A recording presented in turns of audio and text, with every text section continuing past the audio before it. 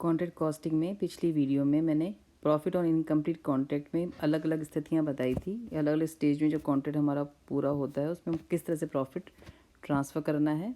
अब मैं 1 bye 1 example लेके आपको समझाऊंगी कि हर स्थिति में प्रॉफिट ट्रांसफ़र करने का क्या तरीका होगा। पहले एक बार हम रिवाइज़ कर लेते हैं। जो हमने पढ़ा था उसमें था कि यदि किसी ठेका मूल्य का 1/4 यानी 25% से भी कम काम में हमारा सर्टिफाइड हुआ है, तो सबसे पहले हम चेक करेंगे कि हमारा वर्क सर्टिफाइड कॉन्ट्रैक्ट प्राइस का कितना परसेंट है। यदि वो परसेंटेज 25% से कम है तो पूरा प्रॉफिट हमको रोक लेना होगा रिजर्व के रूप में फॉर कंटिजेंसीज। हम P&L में कुछ भी ट्रांसफ़र नहीं करेंगे। सेकेंड स्टेज, यदि हमारा जो वर्क सर्टिफाइड है वो कॉन्ट्रैक्ट प्राइस के 25% से ज़्यादा काम पूरा हो गया है लेकिन 50% से कम सर्टिफाइड हुआ है, तो फिर हम ये मान के चलेंगे कि कुछ पैसा हमें रोकना है और कुछ हमें ट्रांसफ़र करना है P&L में। जिसके लिए यदि प्रश्न में अलग से कोई स्पष्ट सूचना नहीं है तो हम फॉर्मूला अप्लाई करेंगे, notional profit into 1/3 into cash receive divide by work certified. यदि हमारा वर्क सर्टिफाइड कॉन्ट्रैक्ट प्राइस के 50% से भी ज़्यादा हो गया है तो फिर हमारा रेशो 1/3 की जगह 2/3 आ जाएगा। तब हम ले लेंगे notional profit into 2/3 into cash receive divide by work certified. लेकिन यदि क्वेश्चन में कुछ और टर्म्स दे रखी हो प्रॉफिट ट्रांसफ़र करने के लिए, उसमें कह रखा हो कि इतना सर्टेन परसेंटेज ट्रांसफ़र करना है या फिर उसको किस परसेंटेज में हम चेंज करेंगे, कुछ और सूचना यदि है तो फिर हम इसकी जगह दी हुई सूचनाओं से फार्मूला बनाएंगे। यदि कोई सूचना नहीं है तो फिर हमको ये वाली नियम काम में लेने हैं। ये ध्यान रख के हमको सॉल्व करना है। कभी कभी ठेका खाता आपका हानि प्रकट करता है। यदि आपके कॉन्ट्रैक्ट अकाउंट में लॉस हो रहा है तो फिर लॉस की सारी राशि हमको P&L में ट्रांसफ़र कर देनी है। यानी ठेका खाता हानि प्रकट करता है तो प्रमाणित कार्य के मूल्य तथा अप्रमाणित कार्य की लागत का योग ही चिट्ठे में चालू कार्य के रूप में बैलेंस शीट में दिखाएगा, वर्क इन प्रोग्रेस में दिखाया जाएगा। और इस स्थिति में ठेकेदाता से जो अग्रिम राशि, जो एडवांस राशि प्राप्त होगी वो ज़्यादा है तो फिर हम उसको लेस करके नहीं दिखाएंगे, उसको फिर हम लायबिलिटी साइड अलग से दिखाएंगे। अतः सामान्य स्थिति में ठेकेदाता से प्राप्त राशि को दायित्व की तरफ ही नहीं दिखाते हैं बल्कि चालू कार्य में से घटा के दिखाते हैं। यानी नॉर्मल कोर्स में तो हम जब बैलेंस शीट में शो करेंगे तो जो राशि हमें एडवांस मिली है उसको हम वर्क इन प्रोसेस में से लेस करके दिखाते हैं असेट साइड ही। लेकिन यदि लॉस होने की कंडीशन में हमारी कैश रिसीव वर्क सर्टिफाइड से ज़्यादा है तो फिर हम वर्क इन प्रोसेस दिखाएंगे असेट्स में और कैश रिसीव को दिखाएंगे हम लायबिलिटीज़ साइड। ये भी हमको ध्यान में रखना है। अब समझाने के लिए जो मैंने फर्स्ट एग्जांपल लिया है, यहाँ पे सूचना दे रखी है हमें। 1 जुलाई 2016 को मार्टिन कंस्ट्रक्शन कंपनी लिमिटेड ने एक होटल का निर्माण कार्य प्रारंभ किया। इसकी जो कॉन्ट्रैक्ट प्राइस है वो है हमारी 4,80,000। कंपनी का फाइनेंशियल ईयर 31 मार्च 2017 को समाप्त हुआ। इस दिन तक ठेके की स्थिति निम्न प्रकार से थी। Material 1,20,000, wages 40,000, plant send to site यानी स्टार्टिंग में जो प्लांट वहाँ भेजा गया है साइट पर उसकी वैल्यू थी हमारी 20,000।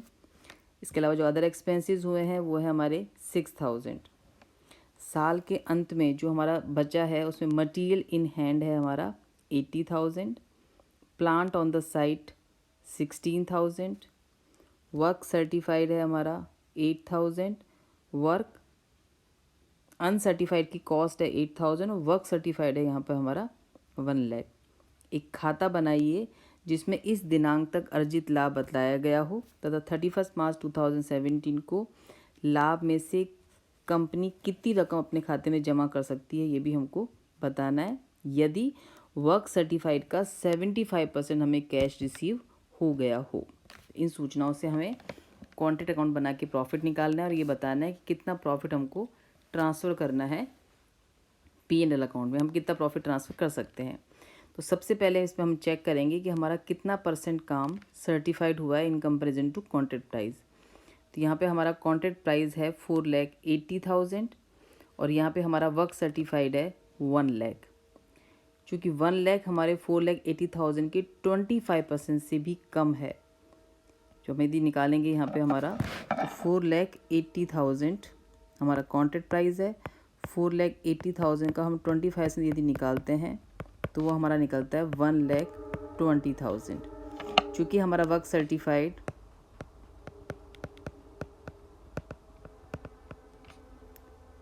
1,00,000 लेस देन है 25% ऑफ कॉन्ट्रैक्ट प्राइस के, जो है हमारा 1,20,000। तो ये हमारी फर्स्ट कंडीशन होती है जब हमारा वर्क सर्टिफाइड कॉन्ट्रैक्ट प्राइस के 25% से भी कम है। तब हमारा रूल था कि इस स्थिति में हम कोई भी राशि पीएनएल में ट्रांसफ़र नहीं कर सकते, हमें संपूर्ण राशि को वर्क इन प्रोसेस में ही ट्रांसफ़र करना होगा। यदि किसी ठेके मूल्य का चौथाई यानी 25% से भी कम काम में सर्टिफाइड हुआ है तो इस स्थिति में लाभ की गणना नहीं करनी चाहिए। इस स्थिति में उस समय तक पूर्ण किए गए कार्य की लागत ही चालू कार्य की लागत मानी जाती है और ठेके खाते में क्रेडिट कर दी जाती है। ठेके खाते के डेबिट मदों का योग तथा क्रेडिट मदों के योग का अंतर ही वर्क इन प्रोसेस होता है। यानी इस स्थिति में हमें प्रॉफिट निकालने की आवश्यकता ही नहीं है। यहाँ पर हम डेबिट के टोटल में से जो क्रेडिट के हमारे क्लोजिंग बैलेंस उसको लेस कर देंगे, रिमेनिंग जो बैलेंसिंग फिगर बचेगी वही हमारा वर्क इन प्रोसेस कहलाएगा। तो बना के देखेंगे हम contract account.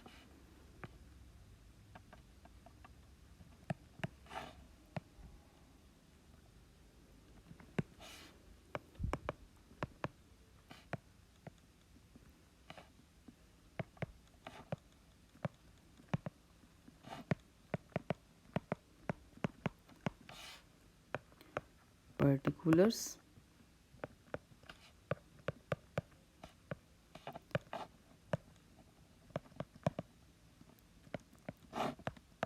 Rupees.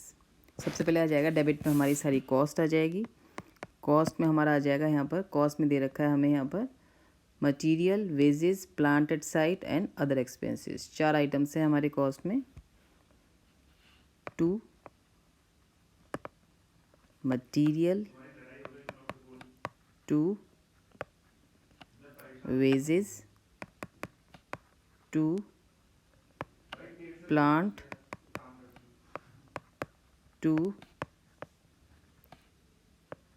Other expenses. यहाँ पे मटेरियल है हमारा 1,20,000, वेजेस है हमारी 40,000, प्लांट्स एंड टू साइट है 20,000, अदर एक्सपेंसेस हैं 6,000।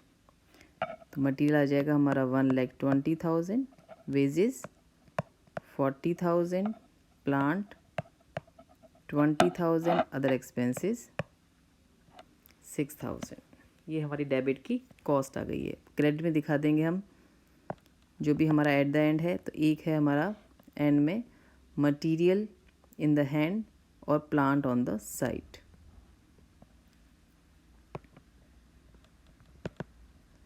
मटेरियल इन हैंड्स दे रखा है और एक लास्ट में बचा है हमारा प्लांट एट साइट। इसमें मटेरियल एट द एंड है हमारा 80,000 और प्लांट है हमारा 16,000। 80,000 एंड 16,000। चूँकि हमारा यहाँ पे वर्क सर्टिफाइड 25% से कम है तो यहाँ पे हमको पूरा प्रॉफिट, इसमें प्रॉफिट निकालने की ज़रूरत ही नहीं है। जो बैलेंसिंग फिगर होगा वही निकल जाएगा हमारा वर्क इन प्रोसेस। तो यहाँ पर जो भी बैलेंसिंग फिगर क्रेडिट साइड आएगा ये निकल जाएगा हमारा वर्क इन प्रोसेस। डेबिट का हम टोटल कर लेंगे। टोटल हमारे यहाँ पे आ जाएगा 1,86,000। तो बैलेंसिंग फिगर आ जाएगा 90,000। ये हमारा हो जाएगा वर्क इन प्रोसेस। तो ये पहली सिचुएशन है जब हमने चेक किया। सबसे पहले हम चेक करेंगे वर्क सर्टिफाइड की फिगर को, वो कितना परसेंटेज है। तो हमने निकाल लिया कॉन्ट्रैक्ट प्राइस का 25% यहाँ पर आ रहा है 1,20,000। यदि हमारा वर्क सर्टिफाइड 120 से भी कम है तो पूरा प्रॉफिट हमें ट्रांसफ़र करना है रिजर्व में, हम पीएनएल में ट्रांसफ़र नहीं कर सकते। यहाँ पे हमने चेक किया तो यहाँ पे 1,20,000 से भी कम हमारा वर्क सर्टिफाइड सिर्फ 1,00,000 रुपये का है। तो ये हमारी फर्स्ट कंडीशन है। इस स्थिति में हम डेबिट की सारी कॉस्ट को दिखा देंगे, क्रेडिट साइड में उसकी क्लोजिंग बैलेंस दिखा देंगे।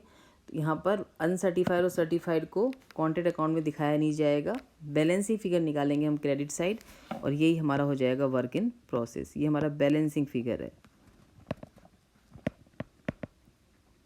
तो ये तरीका है फर्स्ट कंडीशन के अंदर कॉन्ट्रैक्ट अकाउंट बनाने का।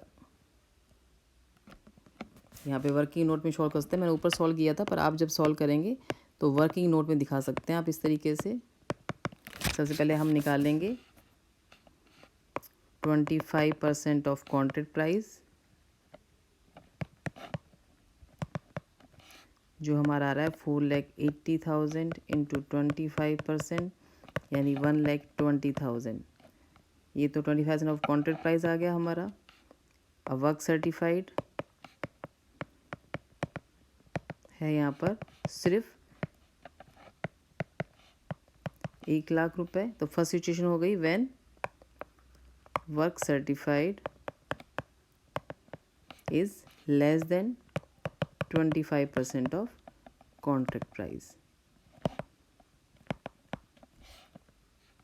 यानी 1,00,000 इज लेस देन 1,20,000, इसलिए फर्स्ट सिचुएशन होगी जिसमें हम बैलेंसिंग फिगर निकालेंगे क्रेडिट साइड, और ये बैलेंसिंग फिगर जो हमारा होगा यही हम निकल जाएगा हमारा वर्क इन प्रोसेस, जिसको हम दिखा देंगे बैलेंस शीट में असेट साइड। ये फर्स्ट सिचुएशन आपको इस तरीके